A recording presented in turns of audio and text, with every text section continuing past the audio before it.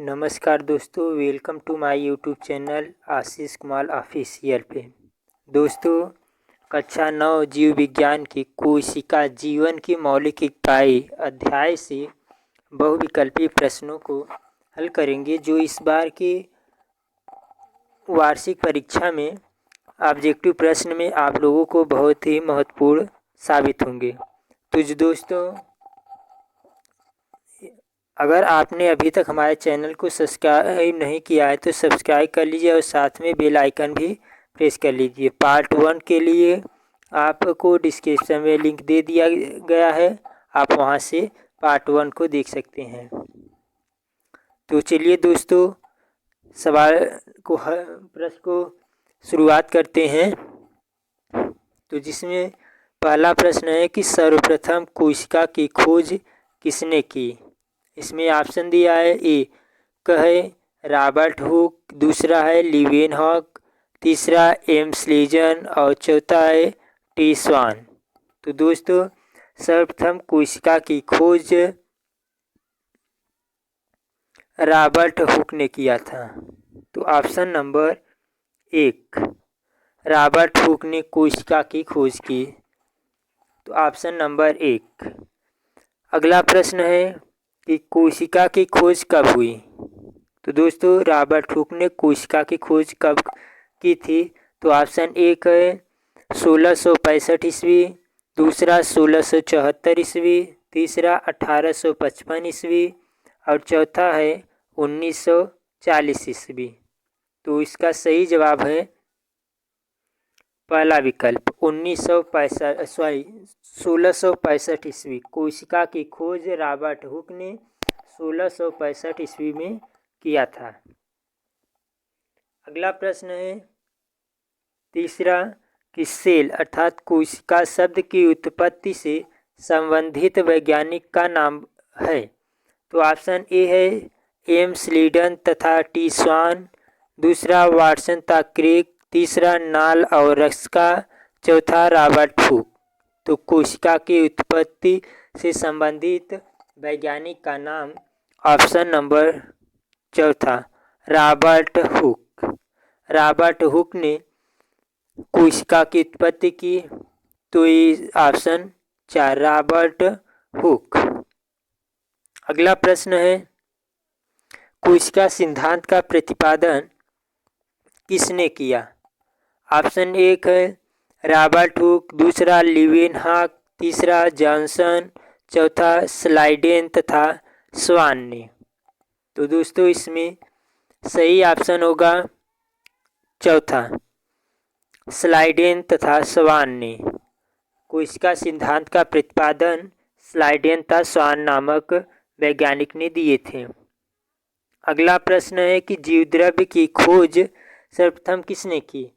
तो ऑप्शन 1 पुरकिंजे, दूसरा Robert brown, तीसरा रॉबर्ट हुक, तीसरा विर्चू। तो इसका सही ऑप्शन है विकल्प नंबर 1 पुरकिंजे। जीवद्रव्य की खोज सर्वप्रथम पुरकिंजे ने दिया था। तो ऑप्शन नंबर 1। अगला प्रश्न है मानव शरीर की सबसे बड़ी कोशिका है। तो इसमें ऑप्शन 1 है तंत्रिका कोशिका, दूसरा है गुर्दे की कोशिका, तीसरा यकृत कोशिका, चौथा पेशी कोशिका। तो इसमें सही आंसर है ऑप्शन 1 तंत्रिका कोशिका। मानव शरीर की सबसे बड़ी कोशिका तंत्रिका कोशिका, जिसे इंग्लिश में नर्वस सिस्टम कहते हैं, नर्वस सेल। अगला प्रश्न है जीव शरीर की रचनात्मक एवं कार्यात्मक इकाई क्या है। तो इसमें ऑप्शन 1 है कोशिका, दूसरा ऊतक, तीसरा जीवद्रव्य, फिर चौथा है माइटोकॉन्ड्रिया। तो इसमें ऑप्शन नंबर 1 जीवन की रचनात्मक एवं कार्यात्मक इकाई को कोशिका कहा जाता है। तो ऑप्शन नंबर 1 कोशिका। अगला प्रश्न है 8वां सबसे छोटा एक कोशिकीय जीव कौन सा है। तो ऑप्शन 1 ईस्ट, दूसरा जीवाणु, तीसरा अमीबा, चौथा माइकोप्लाज्मा। तो इसमें सही आंसर है माइकोप्लाज्मा। सबसे छोटा एक कोशिकीय जीव माइकोप्लाज्मा है। अगला प्रश्न 9वां है, आत्महत्या का थैला कहलाता है।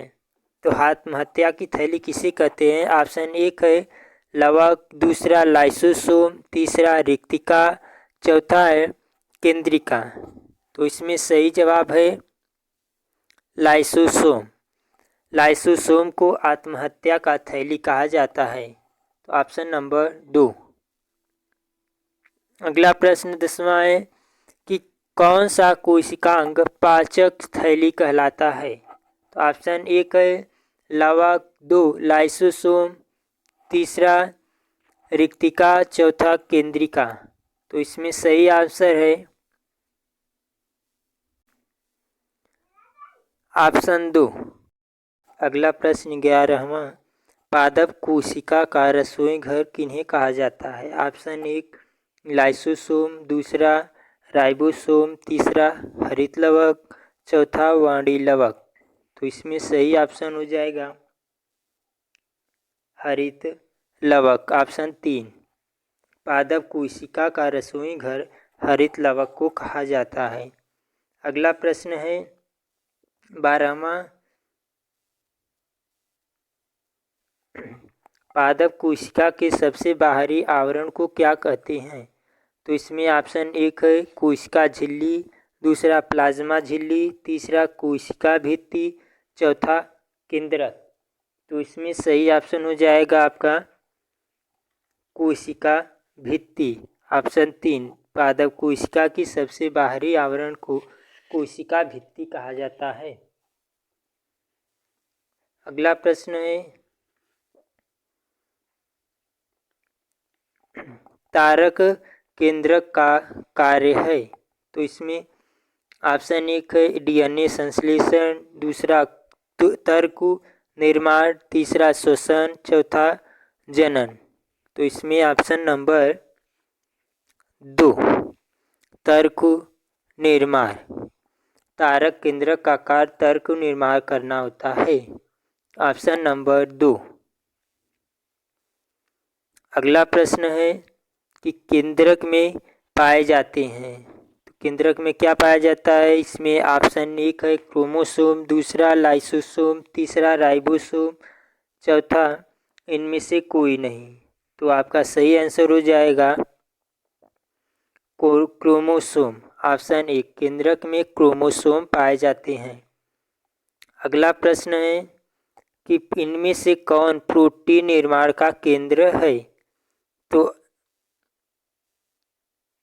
ऑप्शन 1 है माइटोकॉन्ड्रिया, दूसरा क्लोरोप्लास्ट, तीसरा राइबोसोम, चौथा लाइसोसोम। दोस्तों इसमें सही आंसर है राइबोसोम। प्रोटीन निर्माण का केंद्र राइबोसोम होता है। तो ऑप्शन नंबर 3। अगला प्रश्न है पादप कोशिका का कौन सा भाग निर्जीव होता है? तो ऑप्शन 1 है कोशिका भित्ति, दूसरा कोशिका झिल्ली, तीसरा केंद्रक झिल्ली, चौथा प्लाज्मा झिल्ली। तो इसमें ऑप्शन नंबर 1 कोशिका भित्ति, पादप कोशिका का भाग निर्मित होता है, निर्जीव होता है, वह है कोशिका भित्ति, जो कि सबसे बाहरी आवरण होता है। तो कोशिका भित्ति राइट आंसर है इसका। अगला प्रश्न है तारक काय पाया जाता है? तो ऑप्शन 1 है कोशिका द्रव में, दूसरा गुणसूत्र में, तीसरा केंद्रक में, चौथा केंद्रिका में। तो इसका सही जवाब है कोशिका द्रव्य में। तारक काय कोशिका द्रव में पाया जाता है, ऑप्शन नंबर 1। अगला प्रश्न है वर्णात्मक पारगम्य झिल्ली कहते हैं। वर्णात्मक पारगम्य झिल्ली कहते हैं। तो ऑप्शन 1 कोशिका द्रव्य को, दूसरा केंद्रक को, तीसरा कोशिका झिल्ली को, चौथा इनमें से कोई नहीं। तो इसमें राइट आंसर हो जाएगा कोशिका झिल्ली को। वर्णात्मक पारगम्य झिल्ली कोशिका झिल्ली को कहते हैं। तो ऑप्शन नंबर 3। अगला प्रश्न है, पीले, नारंगी अथवा लाल रंग के रंजकों में कौन सा पदार्थ पाया जाता है?